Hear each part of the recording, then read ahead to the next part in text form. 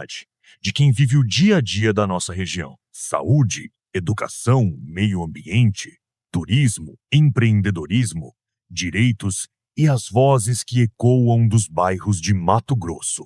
Está no ar. Boa tarde, MT.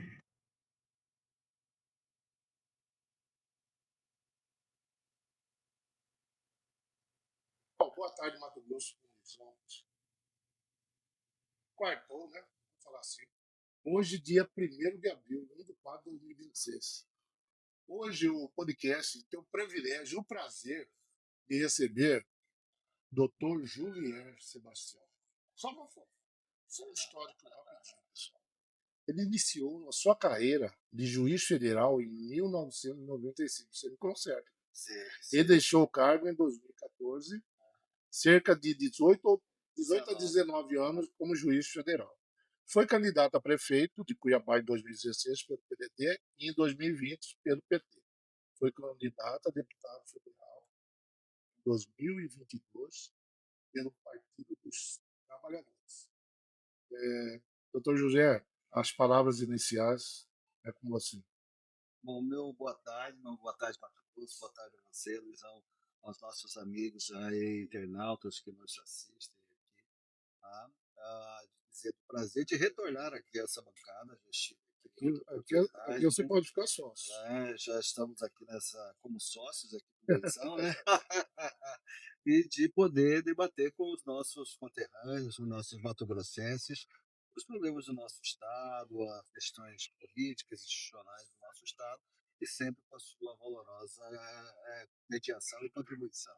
Obrigado. Pessoal, entra no Boa Tarde MT, no YouTube, e também pode ligar no 99615-7694, fazer a pergunta para o doutor Juliano. E entra no link da entrevista aí, pessoal, e faça a pergunta, pessoal. Porque aqui o estudo, já falei, conversamos antes, aqui o estudo é democrático, certo?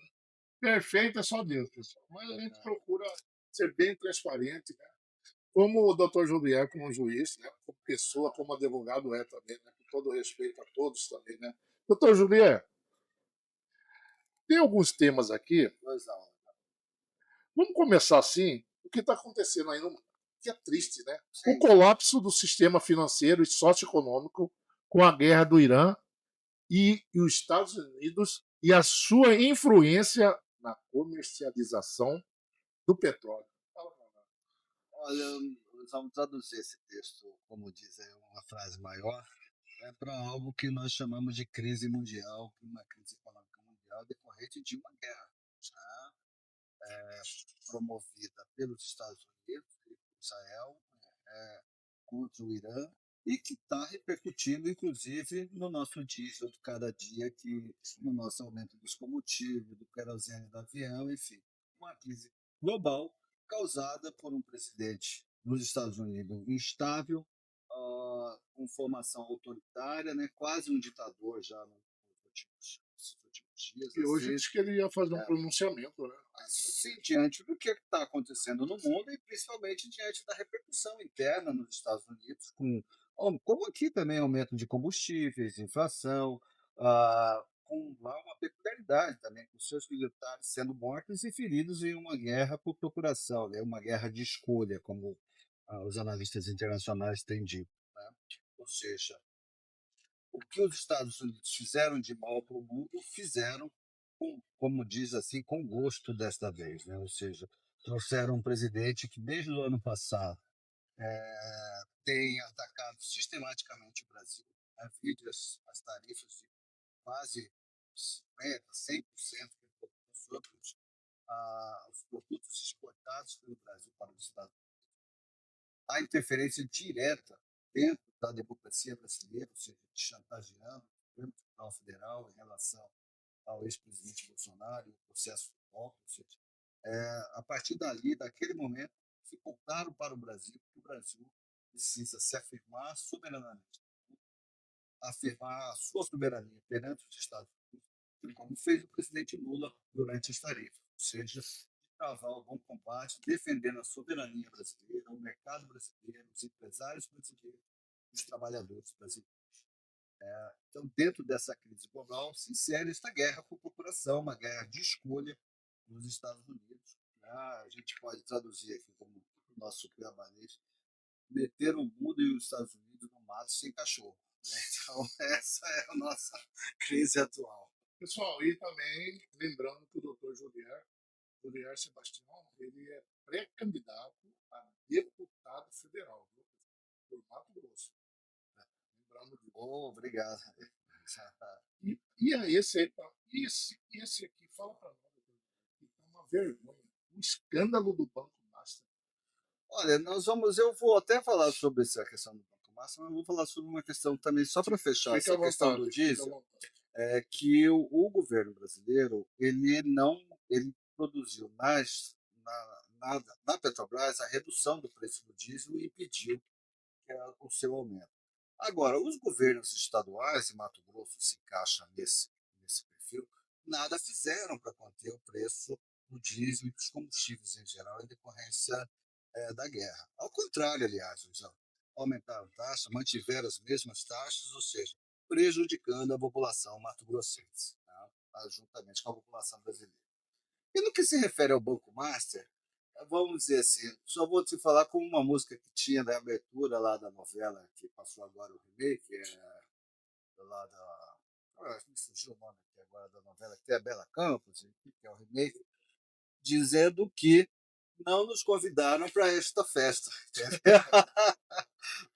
O esquema do Vorcar, do Banco Master, envolvendo majoritariamente políticos e partidos do Centrão, políticos e partidos ligados ao bolsonarismo, né? Ou seja, Tarcísio de Freitas, Ciro Nogueira, parlamentares do Centrão, governador do Distrito Federal, que aportou quase 6 bilhões de reais numa operação suspeitíssima em cima do Banco Master. Ou seja, então revela como a elite financeira da Faria Lima, a elite empresarial, com fundos ligados até facções criminosas, PCC, lá como você falou, se agigantam e se entrelaçam, né, nesses interesses. Ou seja, e isso tem sido revelado. Mas é importante que se diga que isso só existe porque o Banco Central foi ativo, né, nessa gestão durante do presidente Lula. Porque isso tudo se iniciou lá com outro presidente, que ficou até a metade do mandato sem o presidente poder tirá-lo do cargo, né, que é o Campos Neto, que foi quem autorizou, promoveu e não fiscalizou o Banco Master e redundou nessa relação absolutamente suspeita que se estabeleceu entre essa instituição financeira que atendia notadamente o Centrão e os partidos bolsonaristas, tá? E que passou incólume e só foi cair durante quando terminou a gestão do Campos Neto na presidência do Banco Central. É importante que a população brasileira saiba disso.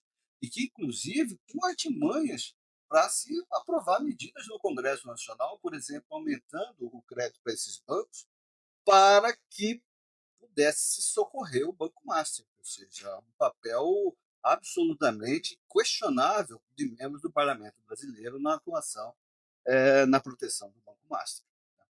Nesse sentido, é importante, viu, Luiz, que se dê fundamento que a Polícia Federal leve até as últimas consequências, não só a Polícia Federal, mas o Ministério Público, né, através da Procuradoria-Geral da República, do Supremo Tribunal Federal, onde o processo se encontra tramitando atualmente, tenham a perfeita e exata noção da importância de se punir, esclarecer e punir os responsáveis por esse escândalo financeiro que abala o país. Juliano, antes de fazer essa pergunta, vou fazer. Os líderes políticos, por exemplo, ontem você viu a posse do novo renúncio do Paulo Mendes, né? Sim. E aí a posse do Piveta, o Paulo Mendes automaticamente é pré-candidato ao Senado. Né? E é correto eles decidirem pelo Estado, no sentido assim, partido A vai apoiar B, porque eles são maiores, tudo. Mas e o povo? Não é o povo que vota. Quando chegar na urna, não é o povo que vai decidir, é eles que decidem. Fala para nós. Isso aí que eu não concordo no sentido de políticos. Vão falar assim, você é pré-candidato. Sim, sim. Você não tem essa condição igual, não vou nem falar os bancos. Por isso, mas o governo tem chance. Fala para nós isso aí. Sim, é uma, como diz, você se arrogar ao posto de que você é o real tradutor da vontade do povo. Sabe? A tradução da vontade do povo se dá nas urnas. É nesse momento que as coisas se encontram. Né? Aqui no Estado, particularmente, eu acho assim, que chegou ao fim, eu considero pessoalmente, um governo muito ruim, que foi essas duas gestões. Vídeo como, assim, após 8 anos, acho que nós moramos em Cuiabá. Né? Eu até hoje estava voltando para o almoço, eu cruzo todo dia Miguel Sutil. Não, de manhã, tarde, não é aquela coisa. Nós temos 14 anos nessa bagunça, assim, os cuiabacos, entendeu? Ele passou 8 anos no mandato e, sinceramente, saiu sem dar uma resposta efetiva ao modal de transporte da cidade, em Cuiabá e Várzea Grande. Nós tínhamos um trem, o VLT, voltado para Cuiabá e Várzea Grande, com suas obras já bem adiantadas. E, após 8 anos, nós tivemos todas essas obras encobertas, novamente, voltaram para baixo da terra. Nós abrimos uma via para busão que vai do viaduto da Avenida do CPA até o comando da PM. Ou seja, então toda aquela história que nós fazemos, o sofrimento que os cuiabanos continuam passando, cuiabanos, Várzea Grandenses e Várzea Grandenses continuam passando, ficou com um sofrimento sem a menor importância ao longo de 8 anos desse governador. Saiu só para dizer, você falou, olha, vou fazer isso aqui do viaduto CPA até ali. Não tem prazo. Não tem nada. Não tem prazo para terminar nada. Deixou um busão aí, enquanto isso, para quem se lembra daqueles monotrilhos, dos carrinhos do VLT, rodando em Salvador. Dentro do metrô de Salvador. E aqui a ponta do Pochipó virou tudo a carcaça dele. Exatamente. Nós matéria lá embaixo. Ponte no Rio, Pochipó. Então, é realmente um descaso daquele que foi governador por 8 anos em relação à população cuiabana da Baixada. E isso, Luiz, nós vamos levar décadas para reconstruir ou para tentar recomeçar aquele que foi um sonho uma vez dos moradores da Baixada. Então, assim, isso me dá muito o que foi esse governo, muito antipovo, anti-melhorias sociais da população, totalmente voltada ao agronegócio e aos grandes produtores, e totalmente voltada aos vídeos partes que foram feitos, parte de rico, não, Mato Grosso. 10 bilhões. Não é 2 bilhões, nós fomos lá, 10 bilhões. Enquanto isso, nós temos aqui em Cuiabá os nossos ginásios aí, do Lixeira, do São João, ali de todos os lugares, dos nossos bairros, todos abandonados. A prefeitura, como prefeito, é muito ruim, com uma péssima gestão, e, sinceramente, abandonada a população da Baixada Cuiabana. Doutor Julier, você falou do BRT e vamos complementar a trincheira. Sim. E o podcast vai direto fazer essas matérias. Olha aí para você ver.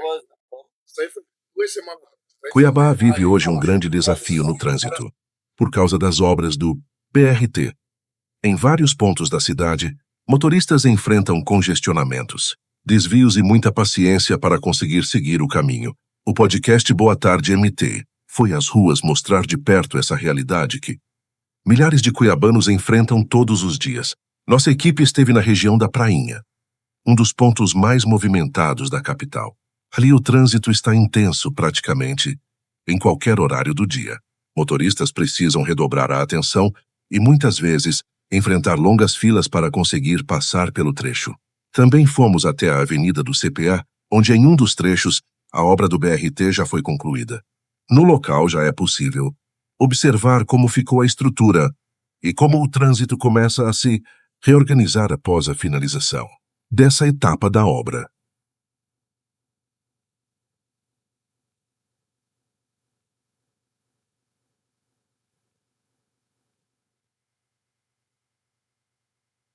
E passamos ainda pela trincheira do Jardim Leblon, um ponto que atualmente tem gerado grande transtorno para quem precisa passar pela região. O fluxo de veículos, as mudanças no tráfego e a movimentação constante de carros mostram a dificuldade enfrentada por quem depende dessas vias todos os dias. A equipe do podcast Boa Tarde MT Registrou tudo para mostrar a realidade das ruas de Cuiabá. Agora vai mudar. Agora confira as imagens. Tipo, o asfalto. Falou, o Piveta falou. Ah, Ele falou, ela falou essa semana. Vai botar só lá? É. Não sei Então se- é isso, olha só. Quantos anos isso a gente passando? por Chama-se isso? enganação ao povo. Exatamente. É. Enganando o povo. E não Enganação. tem prazo. Ou seja, Nós O- estamos com Nós isso. escutamos um depoimento da cifra do secretário, do Padeiro, Sim. em novembro, outubro, que ia terminar em fevereiro desse ano. Mas isso, Só, mas isso vale todo para essa questão do governo? Isso vale também para a rodovia da Chapada. sim, 3 anos para se arrumar uma curva no Portão do Inferno, não se arrumou nada. E já se gastou milhões ali. E não tem nada. Assim, fizeram todo crime mundo- ambiental todo lá, mundo sabia- devastaram o morro, fizeram o todo mundo negócio. sabia que não precisava fazer isso. Exatamente. Gastaram milhões. Não tem nada. Lá ficou um ano a sociedade sofrendo desemprego. Eu morei 23 anos, eu sei como que é. Exato. Ou seja, então, assim, essa história é de um governo que se encerra totalmente voltada para os ricos de Mato Grosso e que não deram a atenção aos pobres do Estado. E, notadamente, para a Baixada de Cabana. A Baixada de Cabana foi abandonada durante 8 anos dessa gestão. Eu falo, doutor, aqui o podcast sempre fala assim. Pessoal, quem não venda seu voto, se você vender seu voto, vai vender sua família, sua saúde, educação, bem-estar, meio ambiente, também vergonha na cara. Né? Não venda seu voto, sabe por quê? Eu falo assim, deixa eles baterem. Agora eles vêm para bater nas costas, dar tapinha, dar beijinho, mas deixa. Não precisa xingar ninguém, não. Quando você entrar lá na sua rua, você é um voto que você acredita. E outra, se em 4 anos ele não fizer, escolhe outro. Vote em exato. outro. É isso, né? A Exato. democracia é isso. É isso. Não Pressupõe isso. aceita. E outra coisa, tira negócio de reeleição. Pessoal, quem já foi, já foi. Tira esse pessoal. Renova. Né, Juliano? Ficou, olha, mas hoje teria que alterar a Constituição, né? Sim. Mas, Não, eu tô falando assim. Agora- não precisa. não precisa alterar, é só não votar. Só não votar. Votar em outro. Votar em outro. Tem que ser assim. Tem hora que o pessoal. Eu encontrei o pessoal. Uns 6 amigos, 6 colegas lá, eu não conhecia, estava do lado falando. Falou assim, olhando os vídeos, esses vídeos daqui, que eu tenho a voz dos bairros, a gente. Esse Luizão é louco, mas pelo menos ele fala, e o pessoal faz isso. É isso, poxa. Cara, a gente está aqui, nós moramos aqui do lado, Galinha Quadra, um bairro mais ou menos. Aqui, onde Ramira mora, um dia eu sei que você hoje mora, eu quero levar você aqui no Parque Jorge. Conheço ali o Parque Não, Jorge. não. Aí o periférico, Sim. ninguém vai lá. Agora apareceram, sabe quem? Tem um que é deputado aí, nem vou falar o nome, que nunca apareceu, esse dia apareceu lá, mas é assim, né? Aí, Juliano, vamos lá. Doutor Juliano, vamos. Aí, fala para nós sobre essa privatização.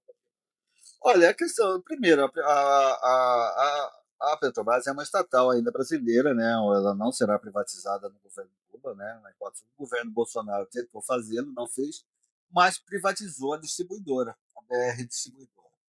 E veja no que foi que aconteceu. Aconteceu que a Petrobras reduz o preço do combustível, como ela não tem mais a distribuidora, né, foi privatizada, os preços não são repassados, ou seja, a redução feita pela Petrobras no valor do combustível não é repassado porque a distribuidora é privada agora, né, e só aumenta o combustível. Quando abaixa, não abaixa. Se aumentar, aumenta rapidíssimo no segundo. Ou seja, então, a privatização feita durante o governo Bolsonaro da BR Distribuidora, ela colocou o país na dependência que nós estamos vendo agora nessa questão do diesel. Ou seja, ainda que se tenham políticas efetivas do governo central, ou seja, do governo federal, para que o combustível não aumente, né, os governos estaduais e o fato de ser privatizada, ter sido privatizada a BR Distribuidora, estão impedindo ou estão fazendo com que os preços não caiam e, ao contrário, aumente a margem de lucro, tanto da distribuidora quanto dos postos de combustíveis, e quem paga todo o pato é o povão. Ou seja, do modelo errado que foi feito da distribuidora, da distribuição de combustível no país durante o governo do Bolsonaro.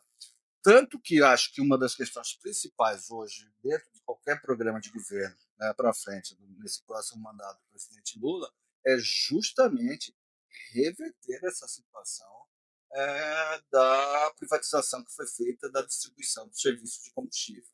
Né? Porque, se tratando de serviço essencial, notadamente como é o diesel e o gás de cozinha, principalmente, você não pode ficar na mão do Estado, não pode ficar sem mecanismos de intervenção no mercado. Né? E sendo o titular da distribuição, o Estado tem condições de regular e de intervir, quando necessário, no mercado de combustíveis. Tá? Tanto que hoje nós acabamos de ver hoje um aumento na querosene de aviação. Isso já vai redundar em aumento de passagens aéreas. Né? E isso tudo vindo de algo que está fora do país, que é uma guerra lá no Oriente Médio, promovida pelo presidente Trump, americano, e que tem apoiadores no Brasil. E, aliás, estenderam o bandeirão americano no 7 de setembro ano passado, é apoiado pelo Tarcísio, apoiado pelo governador, ex-governador do estado, que Será que saiu, lá estende apoiado bandeira do pelo Flávio Brasil? Bolsonaro. Exato, não, lá eles pegam o brasileiro e deportam, prendem, como estão Exato, fazendo lá agora. Juliano, me fala você. Você, desculpa eu até falar assim, não sei se- você foi um juiz federal atuante, um advogado atuante, não tem mancha. Fala para os telespectadores. Esse tem que estar ouvindo no mundo inteiro, se não viu hoje, mais tarde no YouTube ouve. Aham. Como que o eleitor tem que ser quando ele chegar para votar, quando ele olhar pelo bairro, que está faltando isso, isso, isso, e aí os candidatos vão lá só na época da eleição. Sim, isso é importante. Ou seja, Fala para eles o que eles têm que olhar. o primeiro é o compromisso com a população. E compromisso com a população mais pobre. Este é o primeiro compromisso que se deve ter presente dentro do processo eleitoral, quando se vai votar. Né? Você saber quem é a seu favor e quem é contra você. Porque não adianta nada se votar num governador, por exemplo, aqui no estado de Mato Grosso, que em vez de criar verbas, criar escolas, mais unidades de saúde, faz um parque para os milionários. Andarem de carro de corrida chique, shows, mega shows sertanejos pagos com recurso público. Eu tenho. Então, essas são as prioridades que tem que ver. O Gustavo Lima, minha esposa teve. Sim. Quanto? Não sei.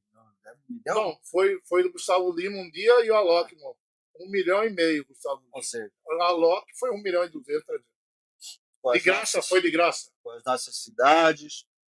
nossas cidades, todas elas em municípios enfrentando dificuldades na área de saúde, né?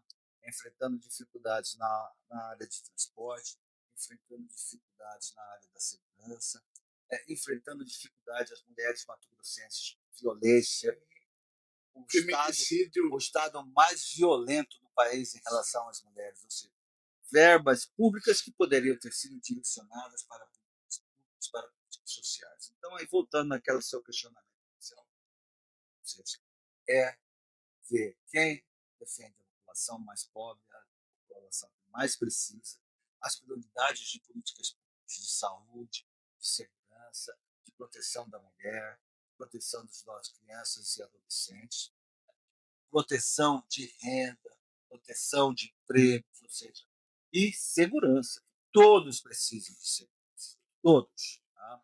E essa é a receita que eu digo para que nós possamos encarar as zonas. Né? E sempre lembrando também quem é a favor do Brasil e quem é contra o Brasil. Tá? Porque nós vamos ter isso na eleição presidencial. Quem é a favor do Trump, que o Trump governe o Brasil, e quem é a favor de que os brasileiros governem o Brasil. Tá?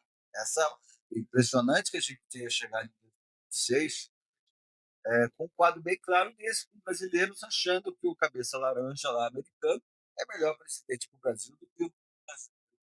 segura ou qualquer outra assim. Exatamente. Ou seja, algo assim que eu tenho meus 56 anos, eu nunca tinha visto algo assim tão humilhante, tão viralatismo no sentido, né, de não reconhecimento da força do brasileiro, das políticas públicas brasileiras, ou seja, do nosso sistema de saúde, sistema de educação e daquilo que o país cresceu. Nós somos a sétima economia do mundo. Tá? Não é qualquer república que pode chegar um presidente americano, como faz em El Salvador, e leva presos que ele não quer lá, estrangeiros que deportam latino-americanos para lá, presos simplesmente por estarem lá nos Estados Unidos. Então, tem essas dimensões que eu acho que vão ser importantes, tanto para a eleição presidencial, quanto para a eleição do governo do Estado, mas principalmente para a eleição de parlamentares, senadores, deputados federais e estaduais. Esse compromisso com a população brasileira, compromisso com a população trabalhadora e com a população mais pobre, né? Seja da nossa cidade, do nosso estado e do Brasil. Pessoal, isso que eu falo. Hoje aqui no podcast tem o prazer, né?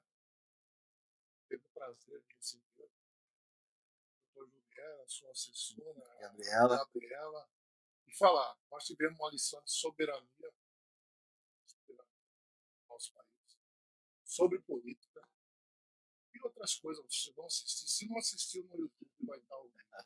Se não assistir, daqui a pouco a entrevista já está ao vivo, viu? Antes de você sair, já vai estar ao vivo no YouTube, viu, pessoal? E eu falo para vocês, a democracia é essa. Não reclamem. Depois é 3 de outubro a eleição? agora no dia exato, acho que Não é 3 ou 4 de outubro? é 5 ou 6, É outubro. Vamos falar primeiro assim. domingo de outubro. Não reclame quando acabar a eleição. E deputado é fevereiro que toma posse, né? Deputado federal. Sim, 1º de fevereiro. Estadual também, né? Também, o parlamento Depois que tomarem posse, dia 1º de fevereiro, federal, estadual, senador, governador, vamos falar esses 4. Sim. Sumir de vocês, aí não reclama. É isso que eu falo, a consciência de cada um. Pessoal. Olhe pelos seus bairros, olhe pelos. E outra, olha, aqui mesmo, por aqui mesmo, outubro, novembro, desceram de paraquedas, de nave, já estão descendo aqui.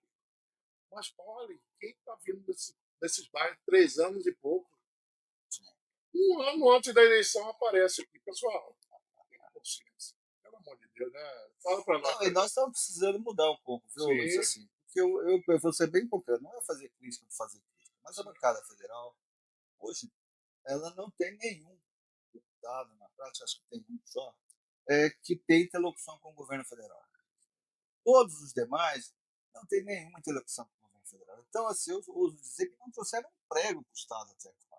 E ele veio aqui, assim, você está falando do Emanuelzinho, né? É o único que me ele parece veio que tem aqui, interlocução dentro da bancada atual.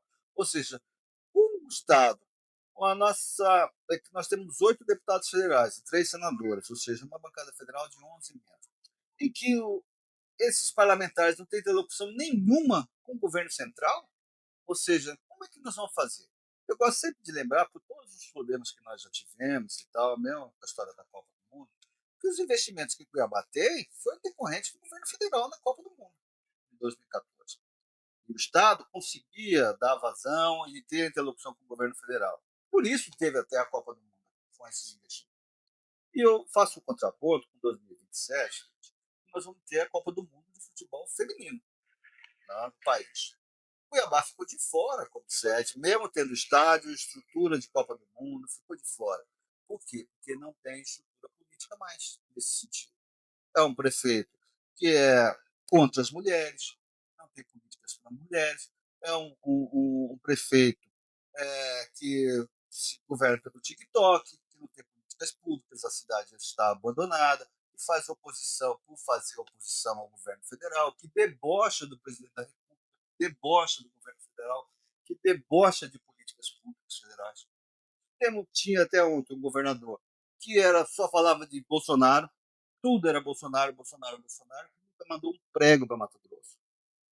Tem um prego, eu sempre falo, se você falar que tem um prego vindo aqui por esses parlamentares através do Bolsonaro, nós vamos mostrar. Mas não tem, nunca trouxeram, não tem. Ou seja, então, portanto, nós precisamos ter parlamentares que tenham interlocução, tenham conversa com o governo central, que consigam fazer demandas para o Estado para atender isso que eu te falei, Luiz.